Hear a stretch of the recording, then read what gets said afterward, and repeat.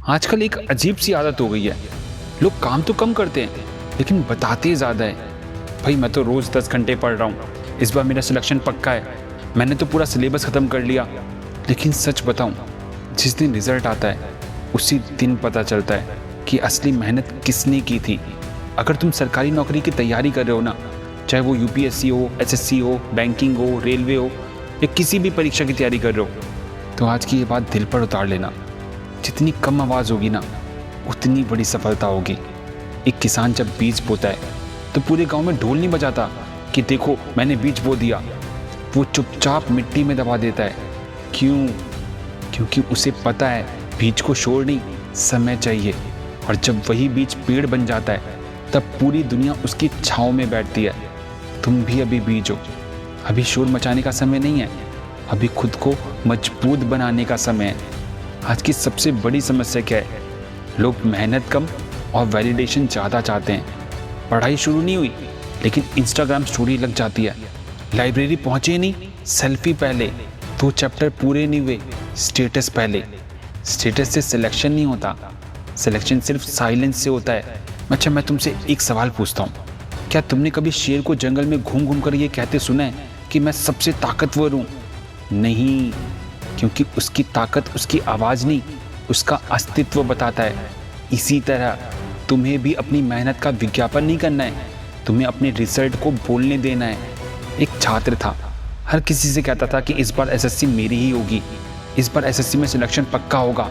हर रिश्तेदार को बोला, दोस्तों को बोला, पड़ोसियों को बोला।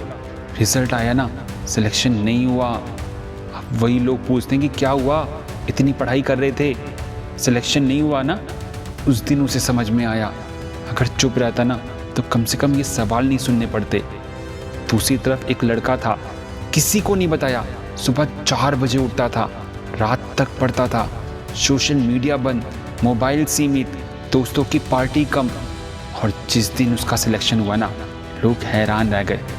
सब बोले, अरे ये कब तैयारी कर रहा था? यही फ़र्क होता है शोर करने वाले और इतिहास बनाने वालों में। हर किसी को अपनी योजना मत बताओ, क्योंकि दुनिया में ना 2 तरह के लोग रहते हैं। पहले जो तुम्हें देखकर खुश होंगे, दूसरे जो तुम्हें गिरते हुए देखना चाहते हैं। और दोनों को अपनी योजना बताने का कोई भी फायदा नहीं है। हर सपना तालियों का नहीं, तन्हाई का भूखा होता है। जब तुम मेहनत कर रहे होते हो तब सबसे मुश्किल लड़ाई किताबों से नहीं, अपने मन से होती है। मन कहता है ना, चलो आज थोड़ा आराम कर लेते हैं, चलो आज रील देख लेते हैं, चलो आज दोस्तों से मिल लेते हैं।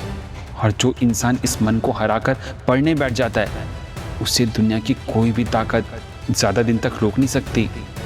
बहुत से विद्यार्थी एक गलती करते हैं, जैसे ही पढ़ना शुरू करते हैं वो सबको बता देते हैं। फिर धीरे धीरे लोग पूछना शुरू कर देते हैं, कितनी तैयारी हुई, मॉक में कितने नंबर आए, एग्ज़ाम कब है, सिलेक्शन कब होगा। और ये सवाल धीरे धीरे दबाव बन जाते हैं। इसीलिए जब तक मंजिल ना मिले ना, सफ़र अपने तक ही रखो।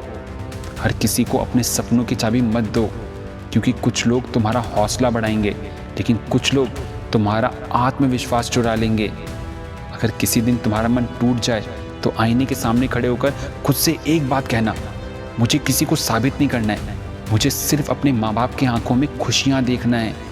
यही सोच तुम्हें आगे तक लेकर जाती है।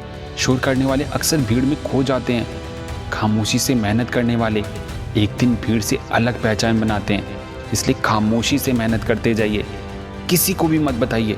अपने सपनों को अपने दिल में रखिए, अपने कदमों को रोज़ आगे बढ़ाइए और फिर एक दिन इतनी बड़ी सफलता हासिल कीजिए कि दुनिया को आपके बारे में पूछना पड़े, क्योंकि सबसे ज़ोरदार आवाज़ आपकी सफलता की होती है।